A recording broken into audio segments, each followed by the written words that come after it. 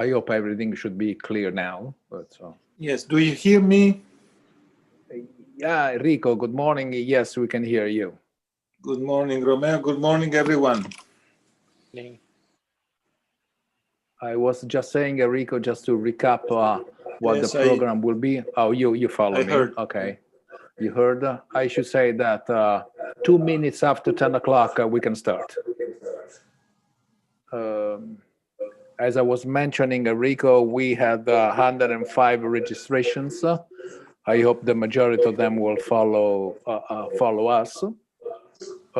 Everything looks okay. There will be a question and answer session at the end. But our ambition is to finish in 1 hour and 1 hour, maybe in a few more minutes.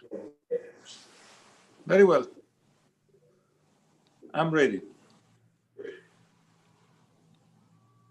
Okay, Romeo, so should we start? Let's wait another minute. Let's do it 10 o'clock sharp. All right.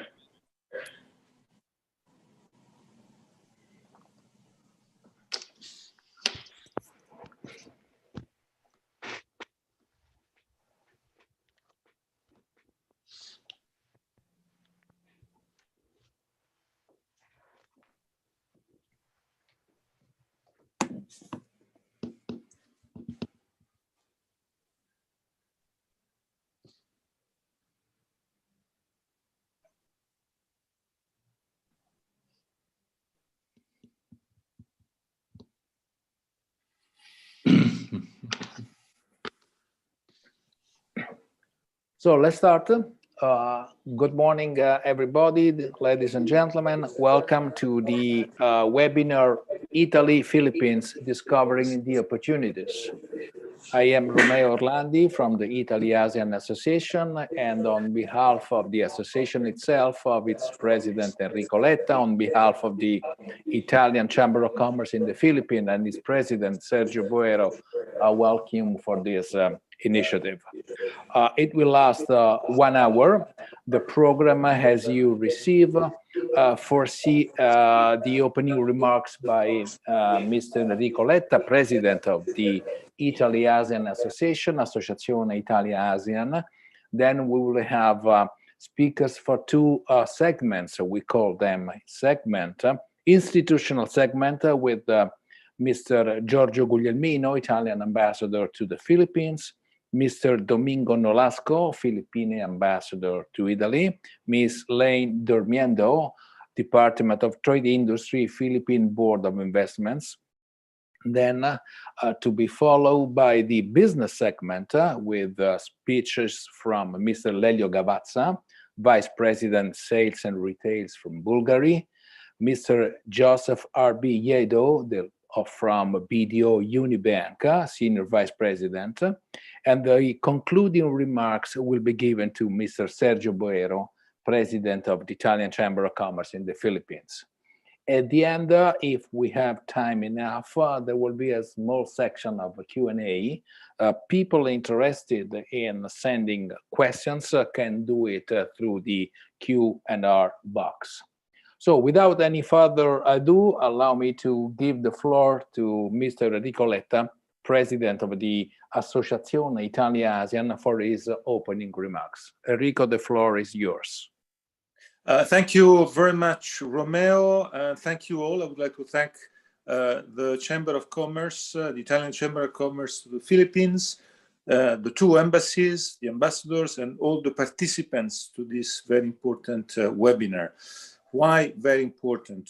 Because we decided this year to start a new phase in the life of our association and to expand our activities to the countries like the Philippines, where our activity in the last 5 years, the first 5 years of life of the association, was not enough developed. And so we decided to focus Philippines, and this is why this webinar is so important. The association started 5 years ago, immediately after the visit of President Mattarella, the Italian President of the Republic, visiting some of the ASEAN countries. He decided to spend some time visiting the ASEAN General Secretariat. After this visit, that was the first high-level visit from an Italian leader at the ASEAN General Secretariat, we decided in Italy to organize and to build up this association. It's a no-profit association with the presence of some Italian companies interested in the area and with the support of the Italian institutions.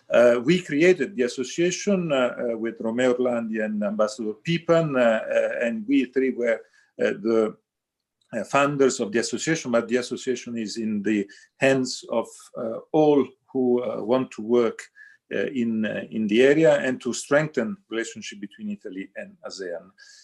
This is why in these 5 years we worked to try to make Italy and Italian companies, Italian institutions at national and regional level more aware of the importance of ASEAN and ASEAN opportunities. We did that in the two levels. The first one, of course, the level of the ASEAN opportunities, all the different choices that ASEAN countries and the ASEAN General Secretariat did in these 5 years, the elimination of customs, tariffs, and the creation of a single market, maybe, and this is what we hope, a single community at the ASEAN level, and bilateral with the different ASEAN countries. We organized in these years with the European House Ambrosetti an event each year with the support of Italian Ministry of Foreign Affairs, ICE, and all the Italian institutions, an event, an economic summit each year. We did it in Jakarta, in Singapore, in Hanoi, and we did it in Malaysia on the web this year due to the pandemic. And we would like in the next 5 years, this is why we adopted our strategic plan as association for the next 5 years, we would like now to expand our activity to the other ASEAN countries at bilateral level, and the Philippines are our priority. This is why I thank very much all the participants and the Chamber of Commerce and the two embassies, because we are here to help you and to be helped by you. We have a common mission. The common mission is to strengthen relationship and to make aware Philippines entrepreneurs of the opportunities in Italy and Italian entrepreneurs to the opportunities in the Philippines. We have to build up events. We have to build up opportunities of exchanges. Of course, the first focus is at the business level, but we want to work, and this is the main aim of our association, not only at business level, but at wider level. So cultural level, education level, social level.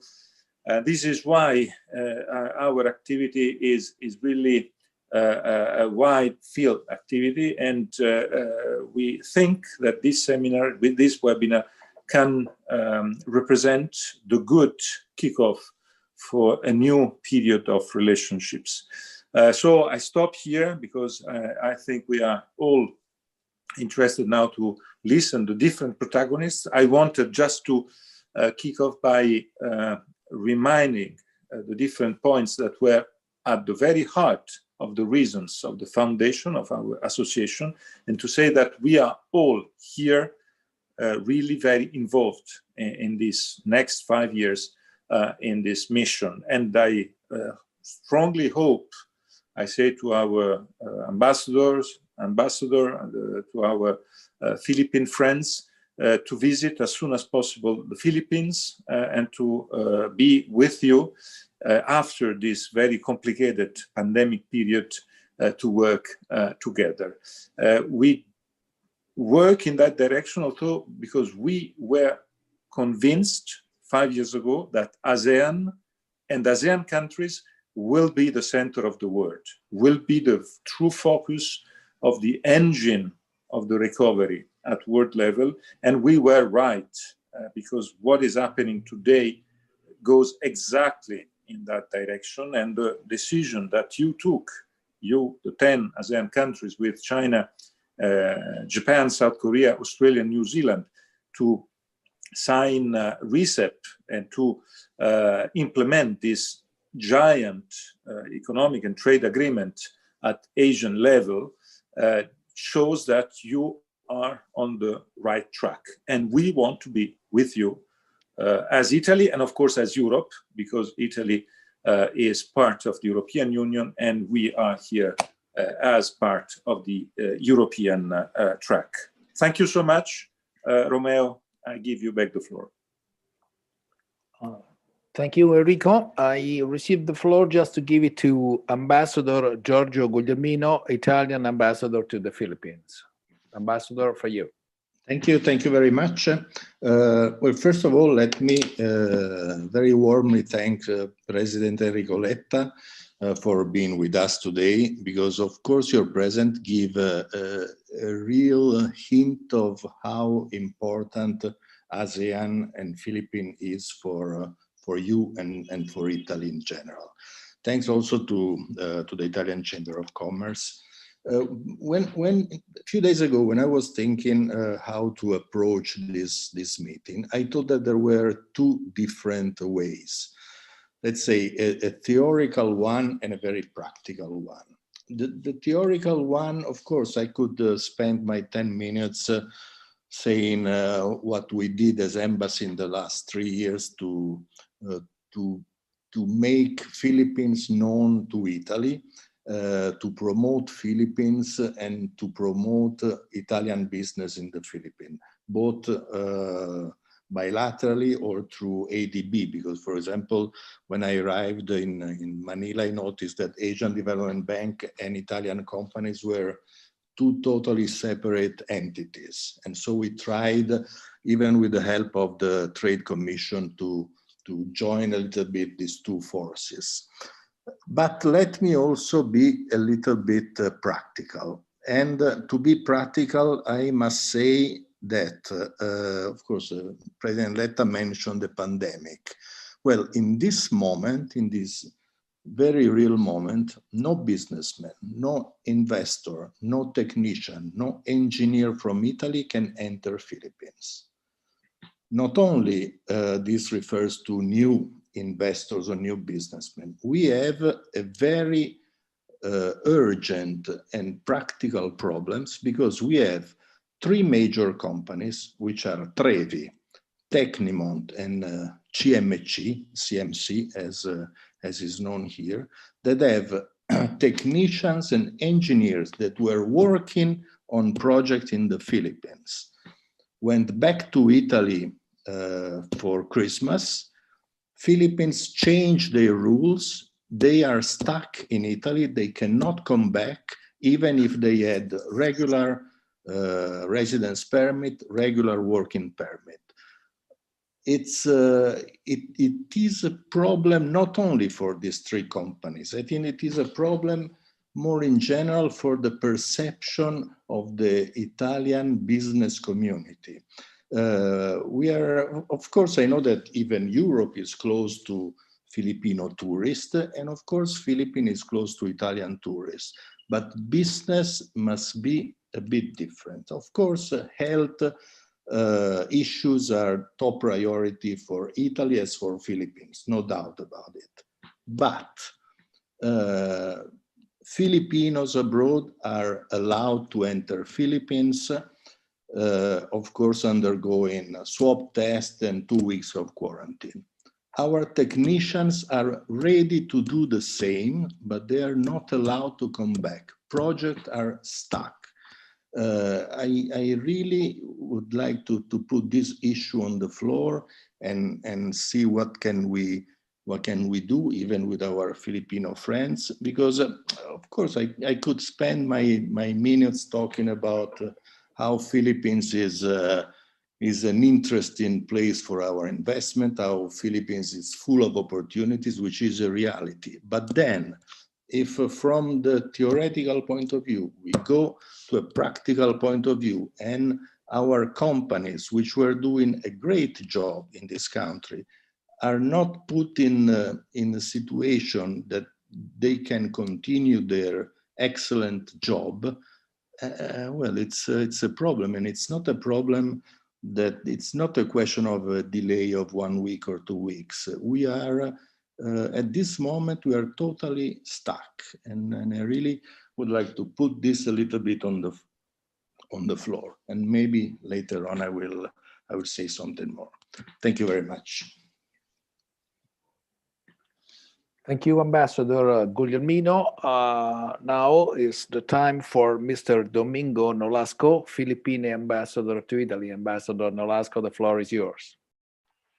Thank you, Professor Orlandi. Good morning, President Nicoleta, Ambassador Guglielmino, the President of the Italian Chamber of Commerce, ladies and gentlemen. Ambassador, I cannot hear you. I'm sorry. Yes. Hello? Now. Yes. Okay. Perfect now. Okay. Good. Thank you, Professor Orlandi. Good morning, President Leta, Ambassador Guglielmino, ladies and gentlemen. First of all, thank you to the Italian Chamber of Commerce in the Philippines and the Associazione Italia-ASEAN for organizing this event. I'm glad to note that the Italian Chamber of Commerce has been very aggressive in assisting Italian companies and individuals in conducting business in the Philippines. I also wish to cite here the efforts and advocacy of the Italia-ASEAN Association, especially Mr. Leta. When you founded this in 2015, I was already here. Yes, now it's better now. Yeah. Ambassador Mr. Leta, when he founded it in 2015 to strengthen dialogue and between ASEAN and Italy. I know their advocacy, the programs they have done. The Philippine-Italian economic relations is still below the potential. I share the views that there is still a lot of improvement and growth.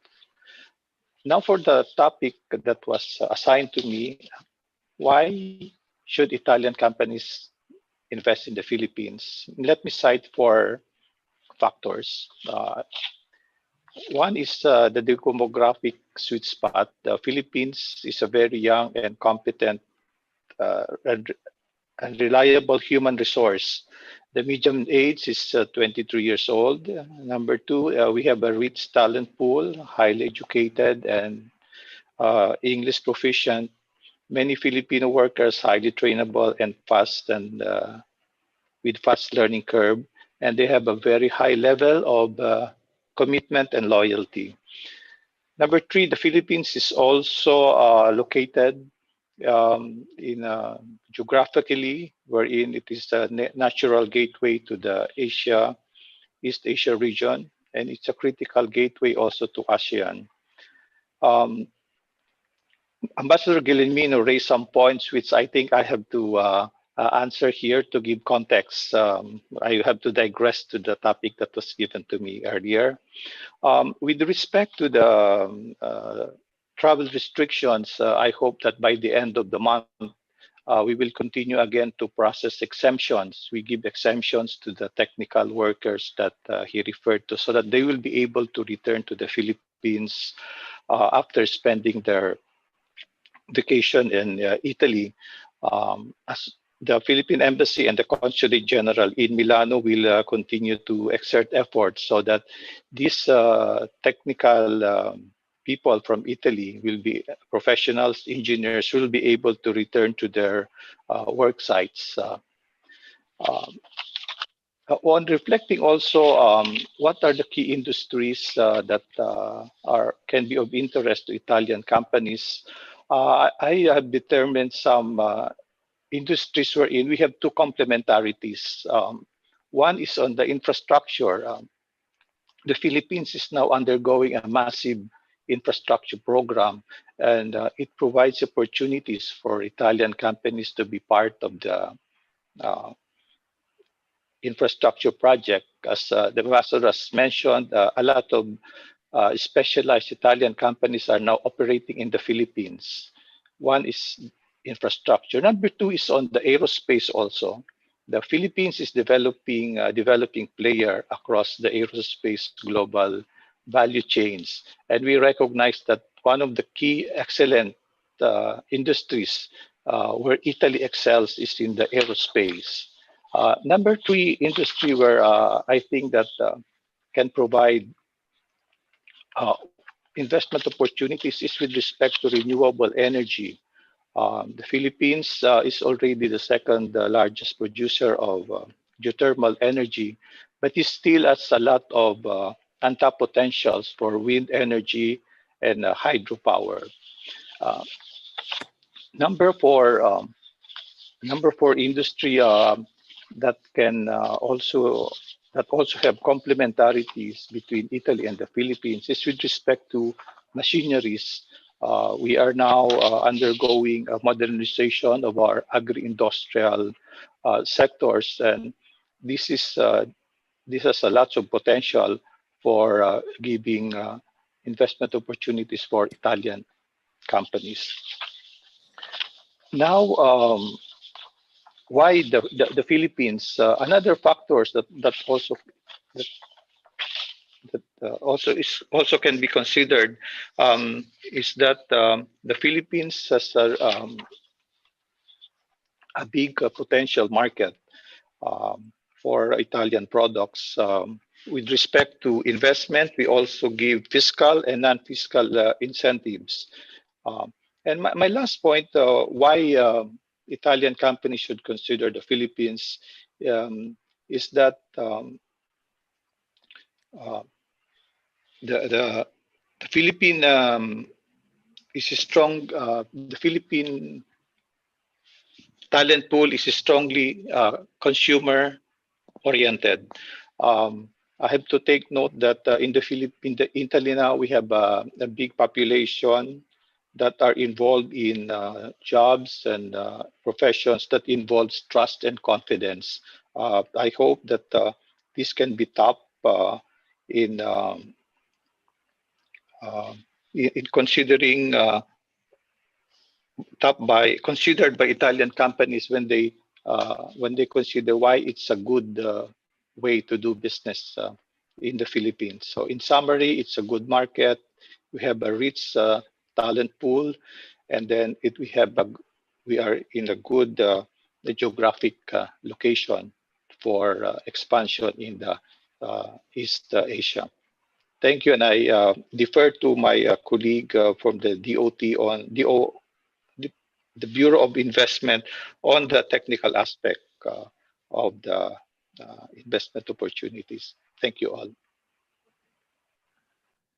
Thank you, Ambassador Nolasco, and thank you for anticipating the relay given to Ms. Leni Dermendo of the Department of Trade Industry of the Philippines Board of Investments, OIC Director for International Investments Promotion Service. The title of her speech is Current Investment and Business Opportunities in the Philippines. Ms. Dermendo, the floor is yours. Thank you, Romeo. His Excellency Ambassador Giorgio Quirino, Italian Ambassador to the Philippines, His Excellency Ambassador Domingo Nolasco, Philippine Ambassador to Italy, our partners in ICCPI and private sector, colleagues in the government service, ladies and gentlemen, good afternoon. Can we share our slide? My presentation for today will cover three broad topics: the overall strategy and economic context in the Philippine setting, the 3 Ps of industrial development, and the sectoral opportunities in the Philippines for Italian investors. Next slide, please. While the Philippines continued to be under modified general community quarantine, especially in most parts of the country, the Philippines was able to register a declining number of COVID cases amounting to around 3,000 for the week of 11 to 15 January 2021. And this is significantly lower by 44% compared to the COVID cases recorded 5 months ago. Along with the improvement in the number of cases registered is also the improvement on the country's economic performance, as you would see in the slide, in terms of our GDP. In terms of exports, we would also like to note that while World Trade Organization forecasted a global trade that will shrink to around 9.2% in 2020 due to the pandemic, the Philippines recorded an average of 4.24 average monthly growth rate as of November 2020, signaling that total merchandise exports is on an uptrend. Meanwhile, employment rate picked up at 91.3% in October 2020, compared to a very low of 82.3% in April 2020. We would also like to highlight that PMI started to regain its momentum after a decline in April 2020 at 31.6%, that reached almost 50 in November 2020, the highest since the imposition of quarantine protocols in the country. Next slide. As we reopen the economy, we are implementing an industrial strategy called Rebuild, or revitalizing businesses, investments, livelihoods, and domestic demand, with the goal of rebuilding a better and a more modern Philippines. The strategy is aimed to jumpstart and reinvigorate our economy by revitalizing consumption and enhancing production capacity by empowering local industries to capture the demand in agriculture, industry, and services sectors. Next slide. My next slides will focus on the 3 P's of industrial development. The first P is policy, which includes international economic policies. At the regional level, the Philippines, together with ASEAN and its 5 dialogue partners, namely China, Japan, Korea, Australia, and New Zealand, signed the Regional Comprehensive Economic Partnership Agreement, or RCEP, in November 2020. This is a mega regional trade agreement representing roughly 30% of the world's total population, total GDP, and total trade. RCEP's importance is not only due to a market integration of great significance, is further integration of its members' production networks by allowing greater cumulation of rules of origin, adopting more relaxed rules, especially to those products that are part of the country's export interest, including garments, that are trade facilitative and covering areas such as services and intellectual property. For the Philippines, RCEP presents an enhanced platform for attracting investments in export-oriented manufacturing, coupled with our trade advantages in bilateral FTAs and GSPs. Next slide. RCEP sustains and enhances Philippines' integration into the regional production and forms an important pillar of our last touch trade strategy, which allows the Philippines to have a seamless integration into regional value chain production networks that will provide the country with a greater local value addition and best market access for its products. The next slide would show you another policy that is in support of industry promotion and development, which is the approval of the 2020 Investment Priorities Plan, which was signed by our President in November 2020. This is the government's blueprint of priority economic activities that qualify for fiscal incentives upon registration with our agency, the Board of Investments. And you would see in the slide qualified activities such as those products that are intended to fight against COVID-19 pandemic, investments that will generate employment opportunities outside congested urban areas, commercialization of uncommercialized patents on products and services, and locally undertaken R&D. Aside from these additional activities and notable registrable projects with BOI are manufacturing activities, including agro-processing, automotive, aerospace, garments, and textile, strategic services, which includes EPC, and as well as infrastructure logistics projects, including local government, public-private partnership projects. Next slide would show you other opportunities for registration with BOI, which are in areas of export-related activities and those activities that are eligible for grant of incentives under special law, like renewable energy, tourism, energy efficiency, and conservation activities.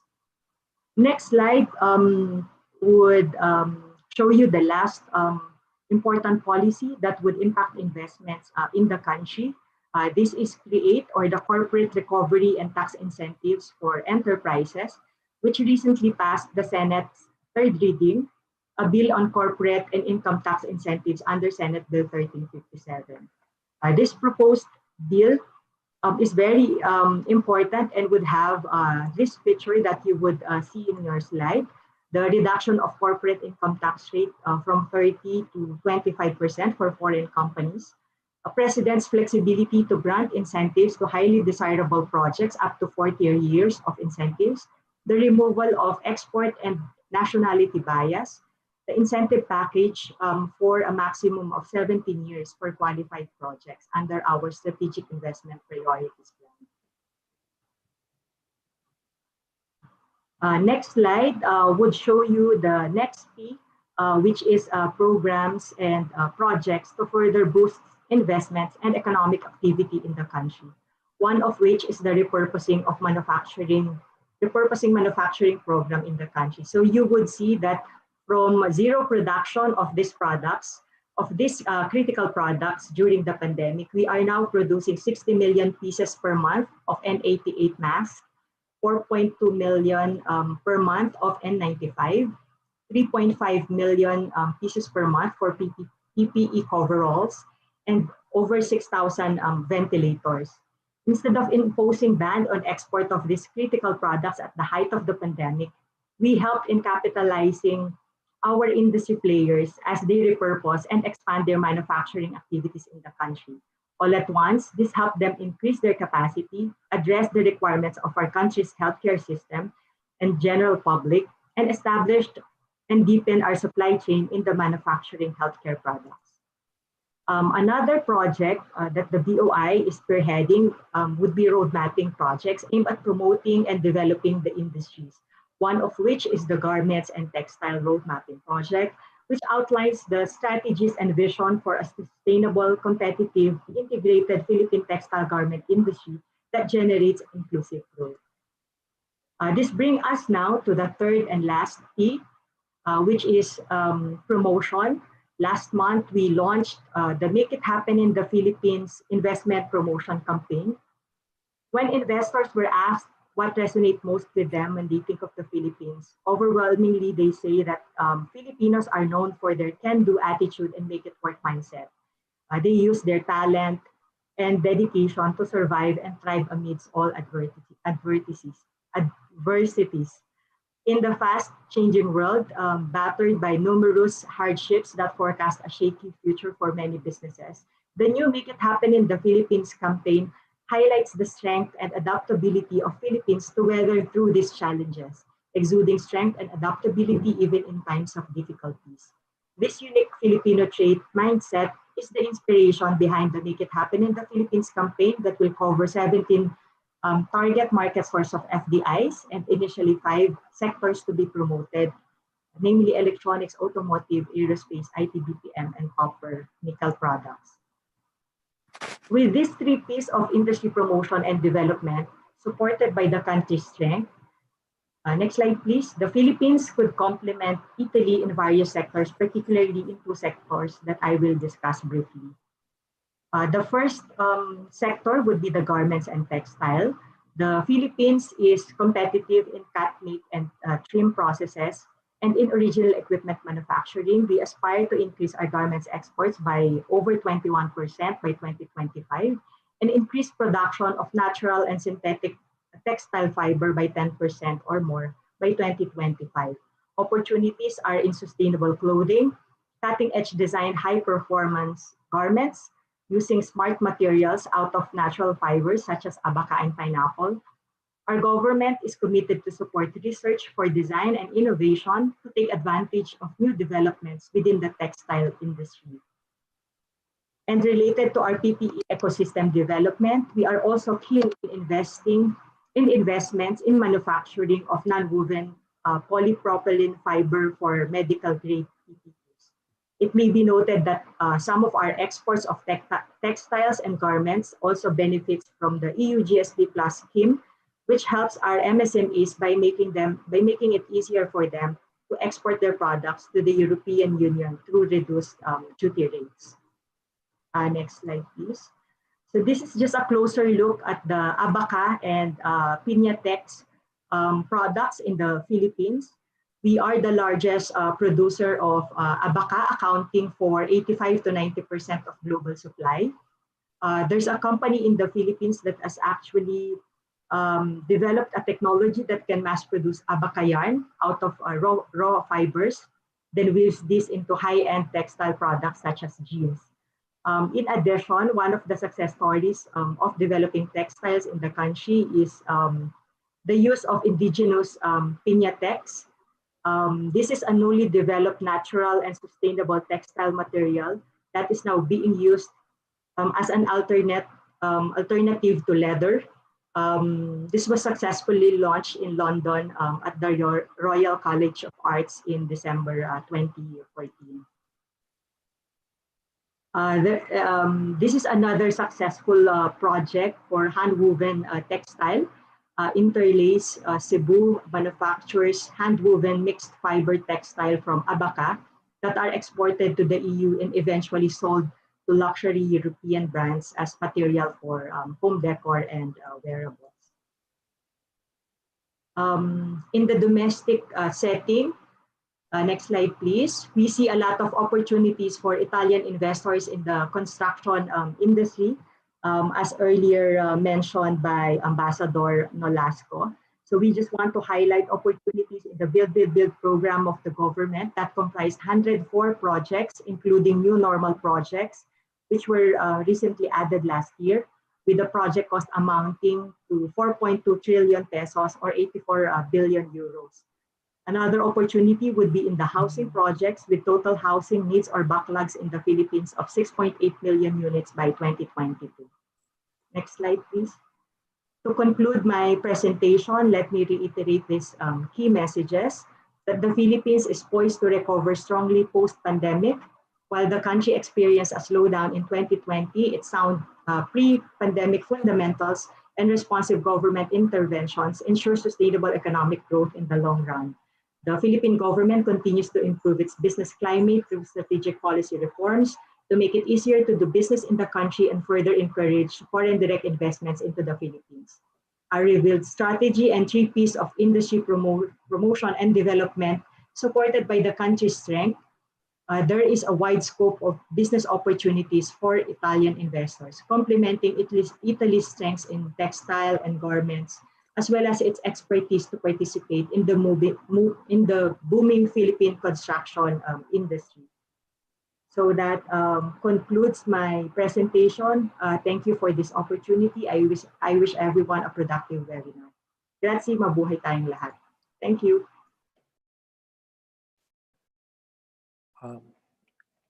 Thank you, Ms. Durmiendo, for your comprehensive and deep presentation, illustration of the policy of the government with the 3 Ps. Actually, your presentation was an ideal springboard to move to the business segment. Was the first speaker will be Mr. Lelio Gavazza, Vice President, Sales and Retail of Bulgaria, and also a member of the Scientific Committee of the Italy-ASEAN Association. Lelio, the floor is yours.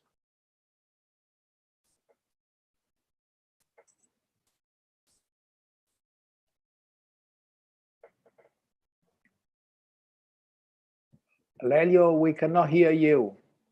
Activate the mic, please. Okay. Yes. Yes. Now you can hear me. Yes. Thank you, Romeo. Good morning, everybody. I would like to thank you, President Electa, Ambassador Guglielmino, Ambassador Nolasco, all the speakers of this web seminar, and the people that is going to attend the seminar. We can move to the next slide. My intention with this short presentation is just to underline how the Philippine market is an opportunity in the retail segment, and in particular in the luxury segment. Manila, in particular, is an attractive destination because they have a solid macroeconomic fundamentals. They have a favorable demographics with increased urbanization. They have a growing middle class, and they have a young population. On top of the 108 million people living in Philippines, over 52% they are 23 year old and even younger on that. So this means a lot of boost for the retail activity. But they have as well a sustained growth in the tourist arrival and as a destination for people mainly coming from China. The retail sector in 2019 grew by 6%, and they account 22% of the total service. But what is important is the number of foreign brands that entered the market. There was 102 foreign brands that entered Philippines in the last 3 years, and 68 between 17 and 18, and 34 they enter in 19. So this gives you a dimension of how is moving this retail market, how is important is the retail market for brand and company or work in retail. Next slide, please. Today, the retail segment is mainly focused in Manila, where we have basically three major malls that are treating the high-end sector for luxury brand, in Makati, in Pasig, and in Paranque, where there is these three malls that are hosting the top luxury brand. But as well, there are additional 5 malls in Manila that are hosting the middle segment of the retail that are good as well. Of course, they differentiate a little bit with the 3-1 that are hosting the top fashion and luxury brand. Next one. The most successful brand inside of the 3-1 are Greenbelt and Soler. Greenbelt is becoming really the center of luxury in Manila. Of course, in Greenbelt there is all the top luxury brands, including Bulgari, that are representing. And Greenbelt is moving to a big renovation of his structure, because he's focalized everything on one segment in Greenbelt 3. And of course, most of the brands are moving in this new segment, making a segmentation based on the level of the brand that are present there. Aside of Greenbelt, there is as well Soler Casino that are taking advantage of the big flow of Chinese that are coming down into Manila and into the Philippines for holiday, but for gambling as well. And they combine a little bit of experience that they were able to, the Chinese were able to create in Macau, just making retail and casino combining together to make sure that the customer coming from abroad can enjoy both activity. Of course, Soler is the big one of this casino, and the retail activity is quite strong in this mall as well. Next one. There is not only Manila. For the time being, Manila is the center of retail, but we, as a company, as a retailer, we are looking forward to see which other city in the Philippines can be a potential development for luxury segment. It's too early to say now that will be a development of retail in other city, because most of the brands still have to concentrate their activity and make just a step ahead in the shop that they have in Manila. But in the next 3 to 5 years, of course, they're going to be cities like Cebu that have strong economic infrastructure, and then, of course, hotel, convention facility, and as well luxury retail that are developing. There will be opportunity in Quezon City as well. That is the site of the next airport. That is a highly urbanized city with a concentration of wealth quite strong. And last but not least, there is Davao City as well, that is becoming in the south of the country a potential new segment for development. Just to give you information, in Cebu there is already activity of scouting among the top luxury brand to see as a potential city where to open an additional boutique. Cebu, because it's mainly a touristic destination that can combine the retail activity with the leisure of the tourists that are coming in the city. Next slide. So what we did as a Bulgari, of course, saying and underlying this situation in terms of retail that is quite favorable, is quite important to develop as a potential country. I have to say that Bulgari is in the market since more than 20 years. It was in the market with a business partner, as normally happen in the last 20 years, when luxury brand wanted to open a boutique, they were using the local partner because they have facilitation in all the licensing, all the network among the local client, and they were easy to manage a business with someone that will know in the country as well. Philippines is quite open, and we had as a company a great experience in 2019 when we create a Bulgari-Philippine company was quite an easy process to create a company, to obtain all the licensing. And starting from the 1st April 2019, we operate our operation directly. So we manage the boutique directly. So we detach from our business partner and we control the business. And of course, controlling the business means giving more emphasis to the brand, giving more support activity, like investment in advertising, like investment in cultivate the local customer. Next slide. The first boutique that we opened was the one in Soler. And as you can see from this track, of course, without giving the number, but the first year operation, we immediately noted the difference of operating directly the brand. But as well, we understand how potential was the market that we were touching. Because the first year of operation, we grew 34%. And even in 2020, despite the situation of lockdown, we were able to grow 32%. So the business was so strong in the first couple of years that we decided only after 2 years to double the space that we currently have inside of retail activity. So we basically move into 140 square meter already at the end of December 19 to give more retail experience to all the potential customers coming, local and tourists that were coming to the city. Next slide. We were present with a business partner in Greenbelt 4. That was the location that we used to be.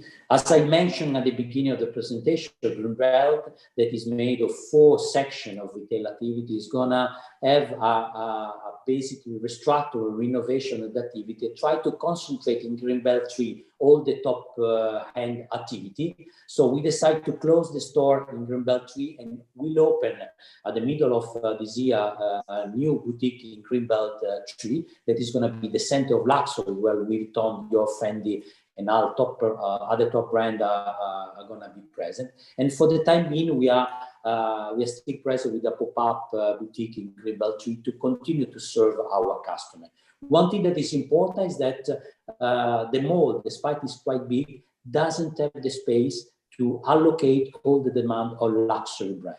So at the beginning, when they started the renovation of Greenbelt 3, there was a lack of brand to enter into the space. And after only few months, they were able to fulfill all the space available with the top brand. And there were more demand than the space available, in a way that as well Greenbelt 3 will become a kind of appendix of the Greenbelt 4 will become a kind of appendix of Greenbelt 3 to host the other top luxury brand inside of the development. Next slide. And of course, here I just report a picture of the Greenbelt with the section 1, 2, 3, 4 that are dedicated to retail, and the other one that are mainly dedicated to food and beverage. And you can see this can be really a destination for the local customer. They can really spend inside of this development of this retail activity a full day, having the possibility to shop with top-end brand, medium and low-end brand, but as well they have entertainment in food and beverage inside of the mall. So the mall will be mainly focalized on local, but as well will attract the possibility to have tourists. Next slide. Well, situation was not easy in 2020, and despite the situation of 2020, we were even able to grow at the level that I presented before. And I report here how was the situation in 2019 and 2020. You see that 2019 was a steady growth of our sale, while in 2020 we went through 160 days of hard lockdown in the country. 30% of the total tradings that we had in 2020. The trading was never fully restated since the pandemic started, and Carrefour, with result in reducing trading hours and also restriction into entering to the shop in Solar, heavily impacted the traffic that we are having inside the boutique.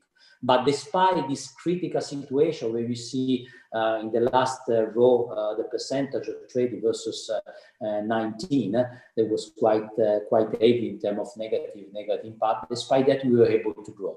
That shows once again a strong sign that there is a strong appetite for luxury and for retail activities. So the country is growing, the population are oriented to the luxury business. And let me say, I can notice, like in some other country of the ASEAN region, I can notice that in a small dimension, we can notice what's the same phenomenon happening in China 20 years ago, where the country was more open to the external. The luxury brand were coming into the country to open an operation, and the population, Chinese population, was really starving for luxury, like the Philippines are doing right now, pushing a lot the sales and requesting more and more brand to come into the country.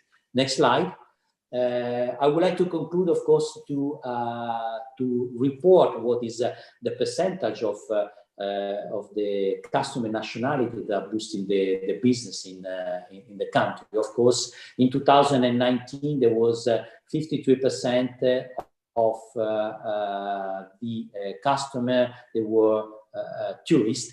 And of course, 47% there was local one. So it's quite a balanced situation between local and tourists. So they can really grow both of them. 2020 was of course quite different, because due to the lockdown, the Chinese were not able to travel down into Philippines, and in particular to Manila, and in particular in Solar, where they used to gamble. So the percentage of Chinese coming into the country was reduced by 39, while they increased a lot the local one. As you can see, the tourists, they just decreased in the time where there was a hard lockdown. It was not possible to enter into the country. What is important for the Philippine development is, of course, to develop the local consumer, that are quite important. And this lockdown and this pandemic teach to all the luxury brand how important is to pampering them, to develop the local consumer, to build up the brand awareness inside of the country. So we are, as Bulgaria, but as LVMH as well, we see a bright future in Philippines. So it's just a question to go back in a situation where we can start with traveling, we can start having more confidence on consumer, but there's going to be a lot of more pushing into the country, not only Manila, and most likely in the next few years in other country, in other city of the country. Thank you very much. Thank you, Lelio. Thank you, Mr. Gavazza, for your presentation. You explained very well the segmentation of the market and the growing appetite for the Italian product of luxury and quality. Thank you again, Lelio. Now the floor is given to Mr. Joseph R.B. Yedo of BDO Unibank. He is a Senior Vice President and Head for International Desk. Mr. Yedo, the floor is yours. Thank you, Mr. Orlandi. Can you, everybody hear me? Very well. Okay, thank you. Buongiorno. Grazie per il suo invito. Thank you very much for the invitation. It's a great honor for BDO to participate in this important discussion. I would like to acknowledge President Enrico Letta of the Associazione Italia-ASEAN, Ambassador Guglielmino, Ambassador Nolasco, Director Lani Dormiendo, Mr. Gavazza, and Mr. Boero of the Italian Chamber of the Philippines. As I was preparing the presentation, I decided that I was going to imagine a conversation with a fictional Italian businessman or an Italian investor, and let's call him Andrea Pellegrini. So what would I tell Andrea Pellegrini if he wanted to come over to the Philippines? First, I will tell him that the Philippines is a fascinating and vibrant mix of various cultures and influences. And it's only a 12-hour flight away from Italy. Okay. The Philippines is an interesting mix of 300 years of Spanish culture, 50 years of American Hollywood, 3 years of Japanese shogun influence. Interestingly, we are celebrating now 500 years of the discovery of the Philippines by the Portuguese explorer Ferdinand Magellan. And for those of you who may not know it, there was an Italian on board the ship. His name was Antonio Pigafetta, who was originally from Venice, and he was the one who chronicled the journey of the Portuguese explorers and wrote about the circumnavigation of the first circumnavigation of the world. Now let's fast forward to the present. Why would Andrea come to the Philippines? Next slide, please. First, it is home to some of the most beautiful beaches in the world. According to the 2020 Condé Nast Traveler magazine, 2 of the top 10 beaches in the world are in the Philippines. Number 2 is Boracay, and number 9 is El Nido. So you have a lot of interesting tourist spots to come here to the Philippines. Not to mention the Banawe rice terraces, which is reputed to be among the 8 natural wonders of the world. Next slide, please. In terms of demographics, the Philippines, as already mentioned by Ambassador Nolasco, is a young country with a significant population age in the mid-20s. They are a fashion-forward, internet and social media savvy people. Interestingly, the Philippines is known to be the social and texting capital of the world. On the average, Filipinos spend about 3 to 4 hours on social media, texting and selfie capital of the world as well. As of the most recent statistics, the Filipinos send around 400 million text messages daily. We are an English proficient, very adept with learning new languages, highly trainable, and with very strong customer orientation. Next slide, please. We are also very much alike, very similar to the Italians. Around 80% of the Filipinos are Roman Catholics, very similar to the profile as well in Italy. Next slide, please. And also like the Italians, we have very strong family ties, an extended support system, and family always comes first. And that probably explains why there is a strong and very strong growth of SMS and social media volume in the Philippines. Like the Italians, we are naturally exuberant and very optimistic and take on a very optimistic attitude towards life. Next slide, please. So, Andrea, why would you come to the Philippines? The Philippines can be your home away from home. Right now, 54 Italian companies have already chosen to make Philippines their home away from Italy. And around 3,000 Italian immigrants are currently living in the Philippines. This is per the statistic provided to us by the Italian Chamber. Next slide, please. The Philippines boasts over 100 million population with about 73 million actively using social media. Next slide, please. In terms of, we mentioned earlier that we have a highly educated population. Around close to 800 graduates come into the workforce every year. And about close to 90,000 are graduates of engineering and technology fields. Next slide, please. The Filipinos, there are about close to 300,000 Filipinos in Italy, making Italy, I think, the 6th overall destination for overseas Filipinos. And I think that also adds to the connection between the Philippines and Italy. Next slide, please. The Philippines is among the fastest growing economies in Asia. Over the past, since 2016, we have experienced low and stable inflation rates of about 3% compared to around 3.42% among our ASEAN counterparts. Economic growth is projected to recover after a contraction of around 9% in 2020. We are expected to have a strong recovery of about 6.5% in 2021. There is obviously a huge market potential to tap with a population of over 100 million with a rising middle class.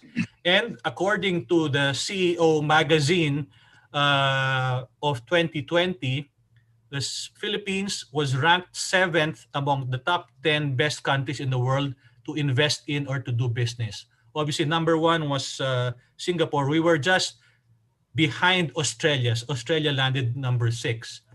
As a self-sustainable economy, unaffected by, not affected too much by external market forces. And then we have an excellent source of affordable and very skilled workers. Next slide, please. In terms of the types of business arrangements that could be found in the Philippines, you can either set up a fully owned company in the Philippines, you can establish a service center, you can enter into a joint venture with local partners similar to what Bulgaria did with a local partner 20 years ago, or you can have representation through a local distribution arrangement, or you can, because of the internet, you can go direct to the end users. And in this slide, you can see some of the prominent Italian companies that are currently operating in the Philippines. In terms of the sector highlights, as already mentioned also by Director Lani, infrastructure is one of the growth areas with close to 3.6 trillion pesos, or about $74 billion worth of infrastructure allocated for over the next 3 years by the current administration.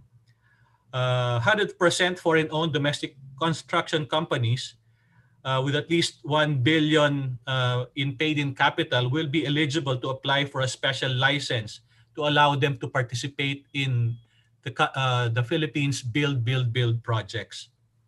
Along with other incentives such as the PESA zones, improved infrastructure in less developed countries of the country can also help bolster development and decentralized business away from Metro Manila. Next slide, please.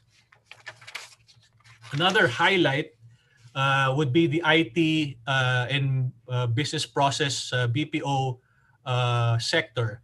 This is also a leading provider of revenue to the country. In 2019, this contributed around $26.3 billion to the country's coffers, and it employs around 1.3 million directly as of 2019. The Philippines has around 13% of the global market share of the IT BPM. Next slide, please. Another growth story is the electronics industry or sector of the Philippines. This is also a top contributor to the country's revenues, with around 43 billion in exports recorded in 2019. The electronic sector was contributed around 61% of the total commodity exports in 2019. The Philippines is home to over 500 local and multinational semiconductor and electronics companies and directly employs around 3.2 million workers. And on screen are some of the companies that are currently operating in the export and industrial zones across the country. So, Andrea, when you come over, what do you have to do?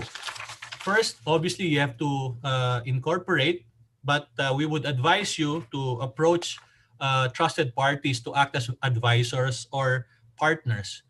And then you must engage a partner with proven expertise with knowledge of the vast network in the government, with the government bodies, good legal representation, and sound knowledge of how the local economy works. And look for those with strong referral network, and you should be ready to operate independently. And obviously, since I'm with BDO, look for a trusted bank with a wide network and a good understanding of the foreign market. Next slide, please. And this is, I'd just like to introduce a little bit about our bank. The BDO is the largest bank in the Philippines, with about 3.3 trillion, about $66 billion in assets. It is the widest network among all the local banks, with over 1,000 operating branches nationwide, and several remittance offices overseas, and 2 overseas branches in Hong Kong and in Singapore. It is part of the XSM Group, which is one of the country's largest conglomerates. Next slide, please. This slide will just show you that in terms of the important metrics in the banking industry, BDO by far ranks #1 in terms of total assets, in terms of gross customer loans, customer deposits, and assets under management. And more, next slide, please. This one really just shows to you the full range of services that can be offered to an Italian business person, an Italian investor that wishes to come over to the Philippines. Next slide, please. And I think this is crucial for Andrea Pellegrini, who wishes to come over to the Philippines. BDO has a full service international desks. We have a European desk, ASEAN desk, Taiwan desk, North America desk, Korean desk, Japan desk, and China desk. For Italy, you would fall under our Europe desk, and we handle everything from account opening to providing you with access to local financing as well. Next slide, please. These are just some of the countries that the Europe desk caters. So our goal is really to be the local bank of all the foreign corporates and the foreign individuals who wish to come to do business in the Philippines. Next slide, please. And these are the contact details of our people in my colleagues at the Europe desk. So if you wish to come to the Philippines, Andrea, please get in touch with the people that you see on screen. So I wish to end by saying that our BDO's tagline is "We Find Ways." And I would like to marry that with the tagline of the government of the DTI, which is "Make it in the Philippines." So we will find ways for Italian investors and businessmen to make it in the Philippines. Mille grazie.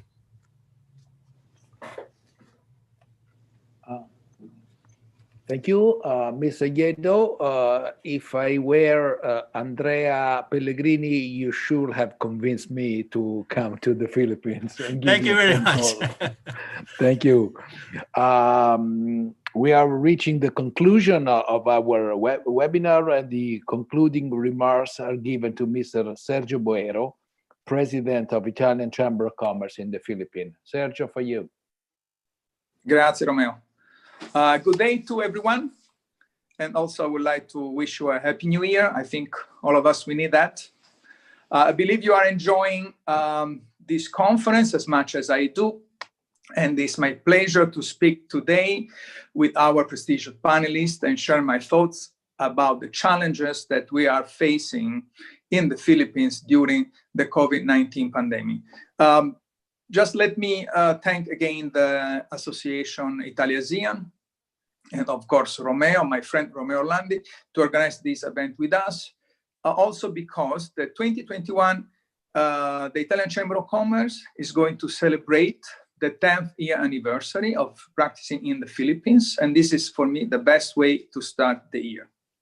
So the depth of COVID-19 recessions in 2020 was quite aggressive and varied across the Asia region and also worldwide. According to the Moody's analytics, the Philippines booked the biggest GDP contraction in the ASEAN area. It was around 9.9%, followed by Thailand, 6.1%, Singapore, 6%, Malaysia, 4.6%, Indonesia, 2.3%. The only country that managed to survive properly during the period was Vietnam, that managed to have a growth of 2.2%. Moody's Analytics sees also the Philippines economy starting to recover with a GDP growth of 4.5% this year, 2021, and 6.1% in 2022 after this set contraction of 2020. The Philippines struggle with the coronavirus, but has managed to cut its daily case in the recent months. We had a very long lockdown from March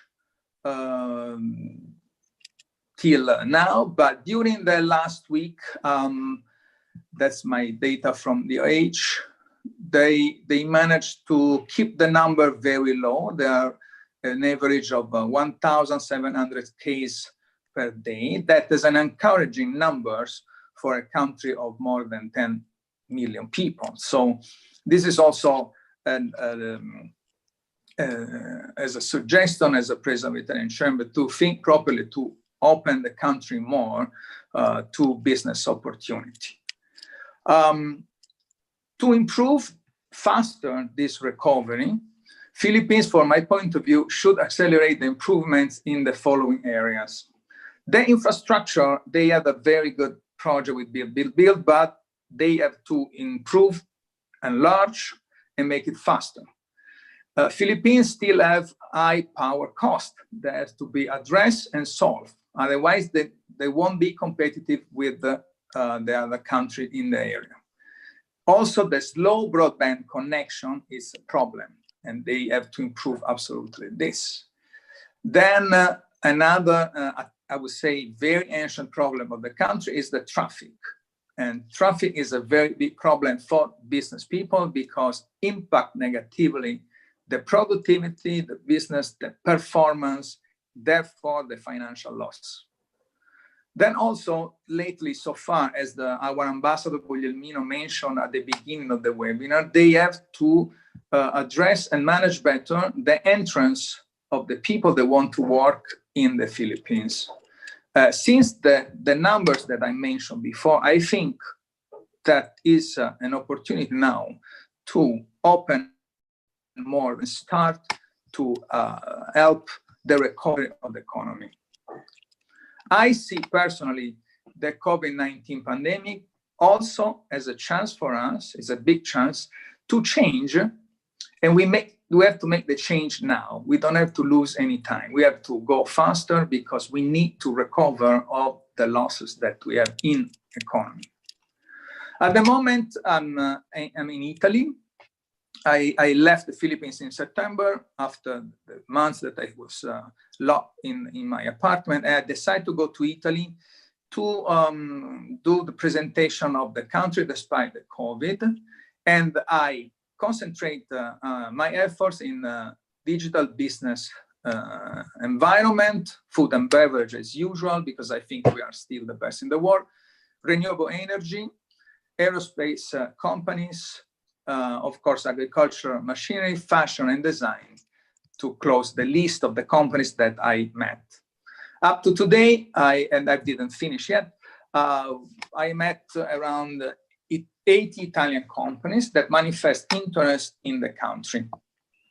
Of course, from here and with the office in Manila, we are constantly monitoring the pandemic situation in the country in order to organize a proper and fruitful business mission soon.